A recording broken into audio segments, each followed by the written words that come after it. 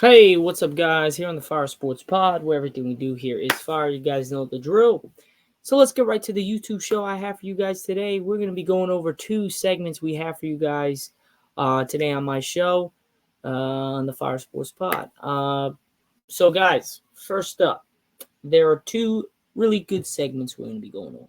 One is in the MLB, and the other is in the NFL. First, in the MLB, we had some weird, I can't say weird things that Gleyber Torres and Aaron Judge said. First up with Aaron Judge, whoever's a Yankee fan out there, including myself, is very on edge because Judge says the toe injury that cost him 42 games last year says he's going to be dealing with that for the rest of his career. That is not a good sign, ladies and gentlemen. So I don't want to hear anything. This man is 6'7", 282 pounds. And one bad ligament that he had to be removed last year in the toe is going to be dealing with him for the remainder of his career. So that's not a good sign, but at least he knows about it. He's aware of it. He wants to get treatment on it. He's going to keep being aware of it. He's going to keep on top of it because he even said himself, those type of injuries, if you're not on top of that could really, really change the whole spectrum on your career. So at least he knows about it. Now, Gleyber Torres, on the other hand, we have not signed him to an extension, but he wants to be a Yankee for life. He wants to be in New York. I mean, my man put up a spectacular season last year. He had two dull seasons before that, and then he had two great years before that. So he's kind of been up and down. 2 years good, 2 years bad. Now on a year good last year, maybe he runs it back. 2 years good, 2 years bad, 2 years good. But if we can find someone that's a little bit more consistent, a little bit more power, and can also do the same things he does in the infield, we might have to get rid of him. And he understands that. But I think we got to give him an extension. We got to see how he plays this year. But after this year, he's going to be a free agent. He could test the free agent market. So we will see what our potential trade offers or trademarks can we make for Gleyber Torres next year in the offseason. Now, we don't have to deal with it this year, but it's something to think about. And I did cover that on the Fire Sports Pod on my TikTok, so you guys should definitely tune into that. But I have more on that as I have it in my phone here. We have more on just the Yankees in general. And it's... Now, not much went right last year. As any Yankee fan could say, we sucked. Bottom line, we were horrible. The New York Yankees in 2023, they missed the postseason with an 82-80 record that represents their worst season. Their worst season. Quote unquote, worst season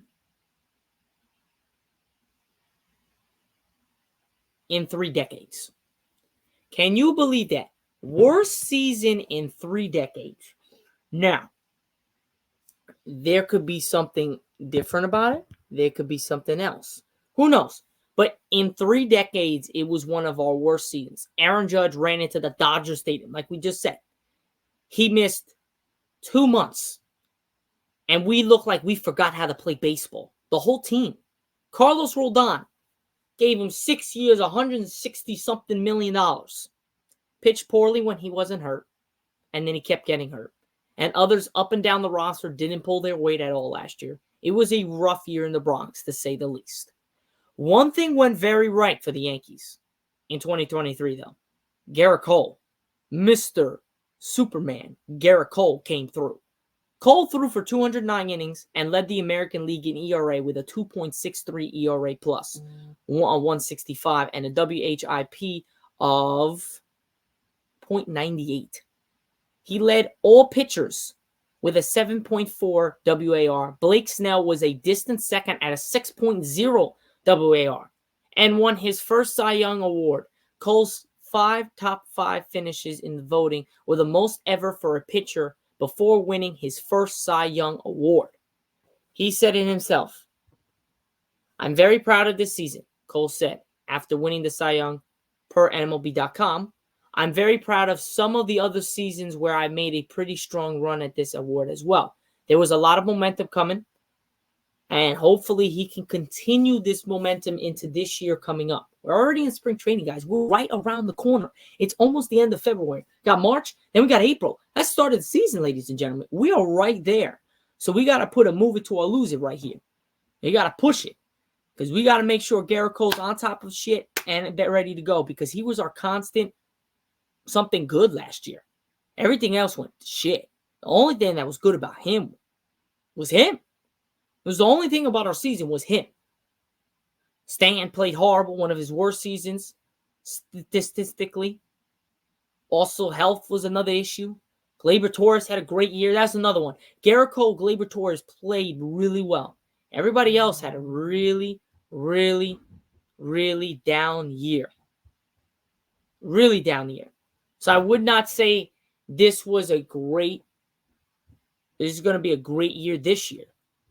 But we did get the addition of Juan Soto. So hopefully if Judge does have a apparent problem with that toe injury during the season, we have someone to back him up and back up Stanton. Because we all know Stanton's going to get hurt.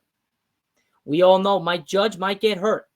But at least we got that third squatter that can really propel us when we have those guys out. And that is a definite must. And we finally got it. Now, we might not get him for long because he might be out. But in general, I think the Yankees are in good conscience. But now, moving to Gleyber Torres. Starting what could be his final season with the New York Yankees. Gleyber Torres was clear about his intention. I don't want to leave, he said. The 27-year-old infielder said Wednesday, I want to be a Yankee for life. Listen to that, ladies and gentlemen. I do not want to leave. I want to be a Yankee for life. Torres was an all-star in his first two seasons with the Yankees, like we said. 2018, 2019. He was fantastic. No one was touching him. But then he slumped badly for 2 years after that. 2020, 2021, 2022, 2023. No, for the 2 years, 2020 and 2021. And then rebounded to become a productive, if not spectacular player last year in 2023. He hit .273 with 25 home runs, 68 RBIs, and 13 stolen bases last season with an OPS of 800. That's really good, to say the least. I don't know what anybody's smoking anything, but that's really good. That's a pretty good stat line for a person that slumped 2 years before that. So Torres has a 1 year, $14.2 million contract and is eligible for free agents after the World Series this year coming up. There has not been any discussions about a long-term deal with him, with the Yankees. And he understands why the team might be reluctant following the two notable players who underperformed that they paid. Luis Severino is gone. He played like crap. Aaron Hicks, gone. He played like crap. So those two guys are gone. And we are kind of like on the fence of trying to give him his money or holding back and let him test free agency. If he doesn't, we get him back on a lower deal. Or we got to bring him back on a bigger deal. Or we just give him away and let him see if we can get a trade or whatever the case is. But I don't think we're trading him. I think he's just going to test free agency. If we don't, we restructure his contract and bring him back. And then we're just going to lose a powerful weapon. But if we can gain a powerful weapon and lose a powerful weapon and maybe gain some more with this other guy, like maybe somebody to fill the infield, then there's a different situation. We could talk a little bit about that. But other than that, there's not really a big move out there that we can drop Torres for. I don't think there is. I would keep Torres without a doubt. Now, here's the Aaron Judge situation. Now, I know you guys are going to be like, what the hell? You just talked about that. No, here's the in full. Tampa, Florida, they're in the spring training. Aaron Judge's big toe is more than a footnote for the New York Yankees. Judge missed 42 games total after tearing a ligament in his right big toe when he crashed into the 8-field fence at Dodger Stadium on June 3rd last year. A big reason the Yankees fell from postseason contention. Like I said earlier, we forgot how to play baseball.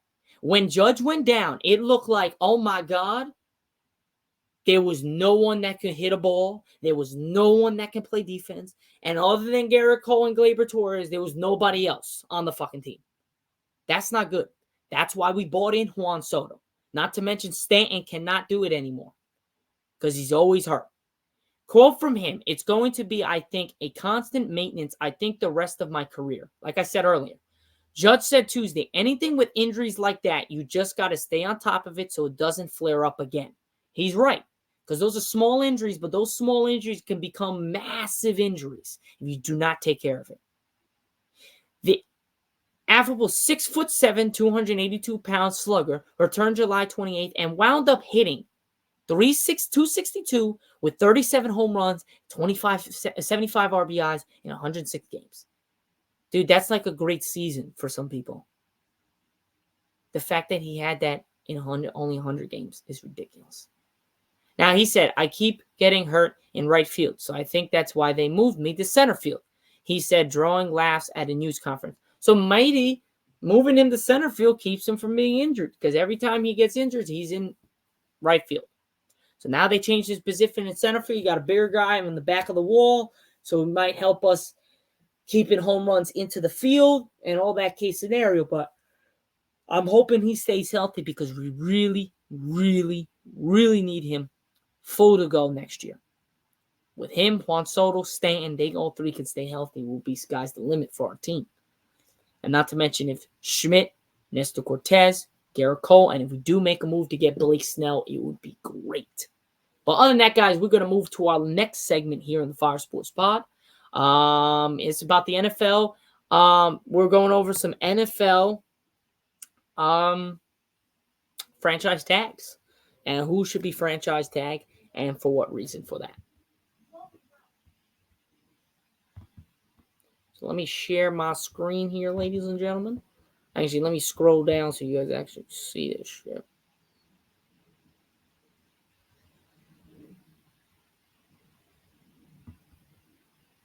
Well, I got to bring it up.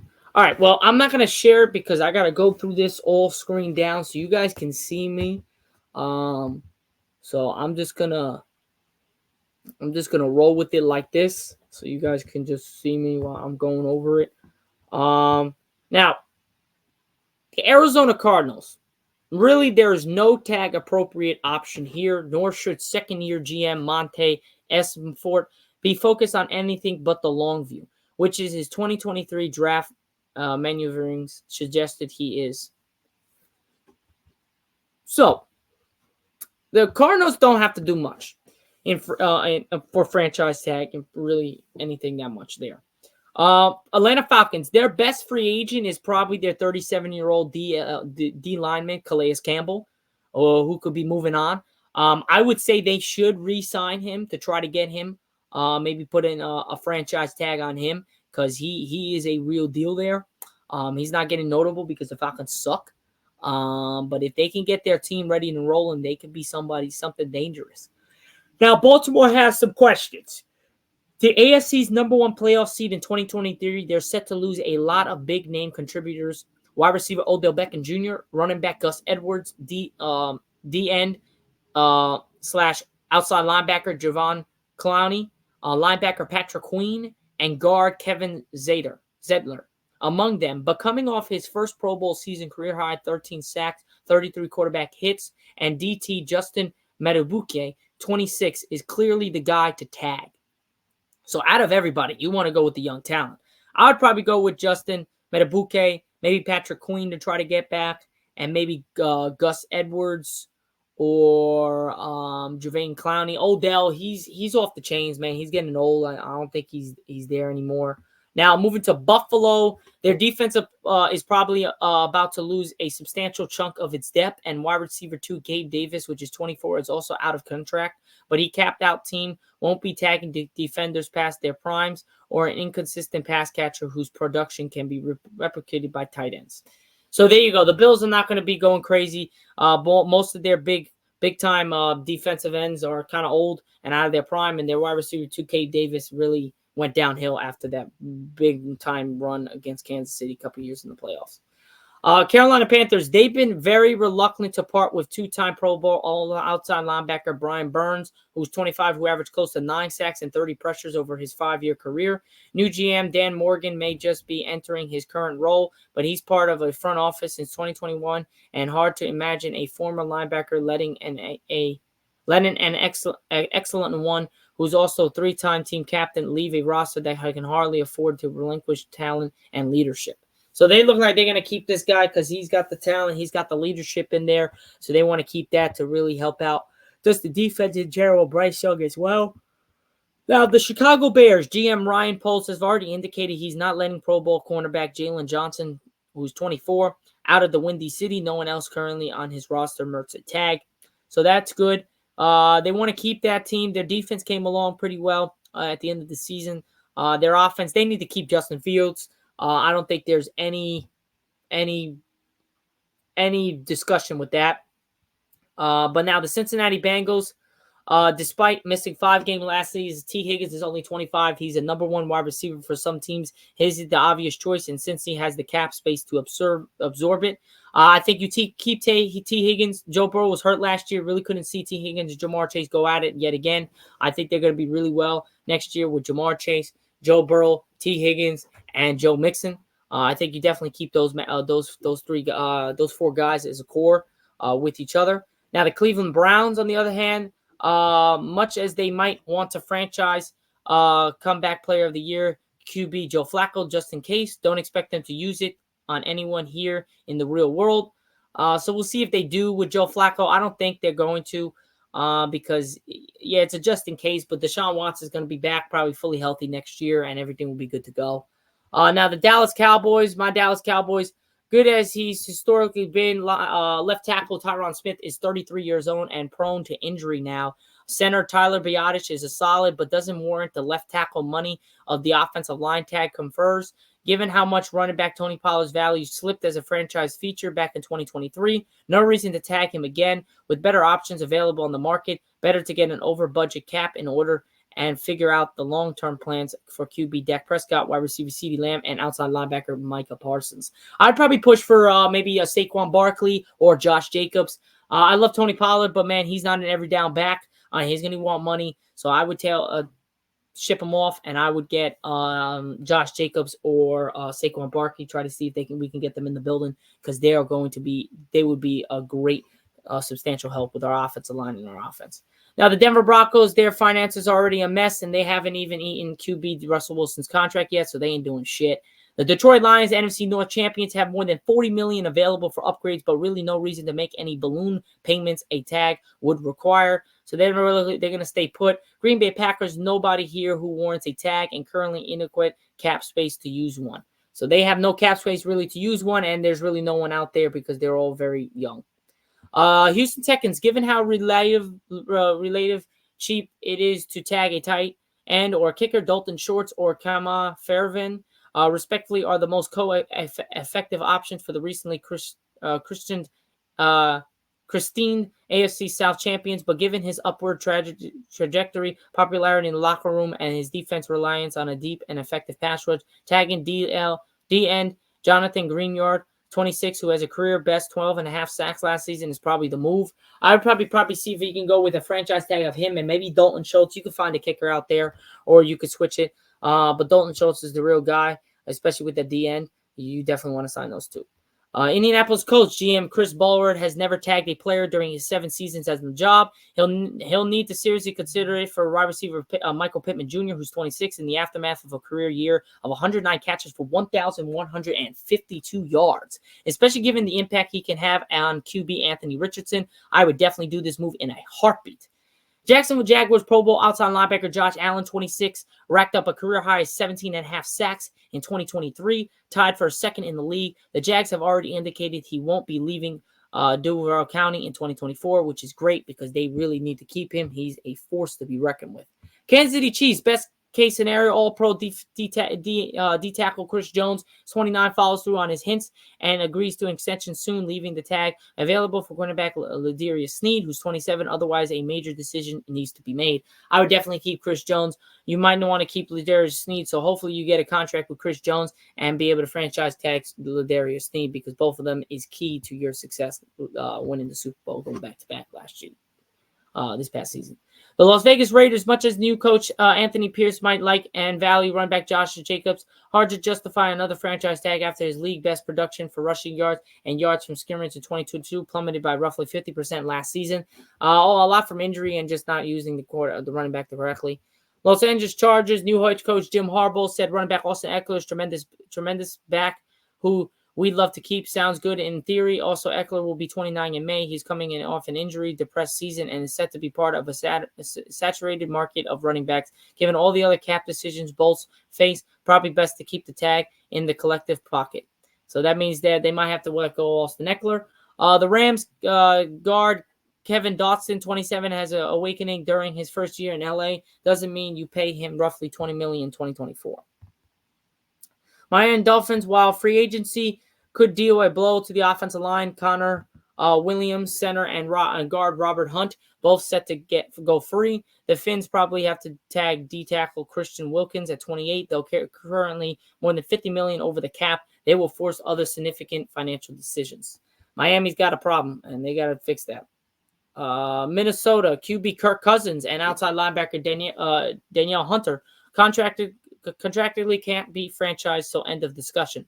So there goes those two guys.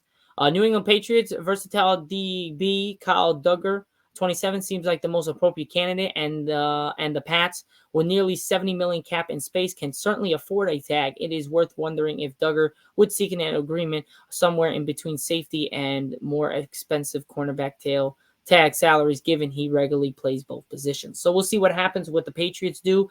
Without Bill Belichick now, so we'll see who does what and who makes the decision on what. The New Orleans Saints, a team has no reapportion for more than $80 million to become cap complicated, as no business or reason to be trafficking in tags.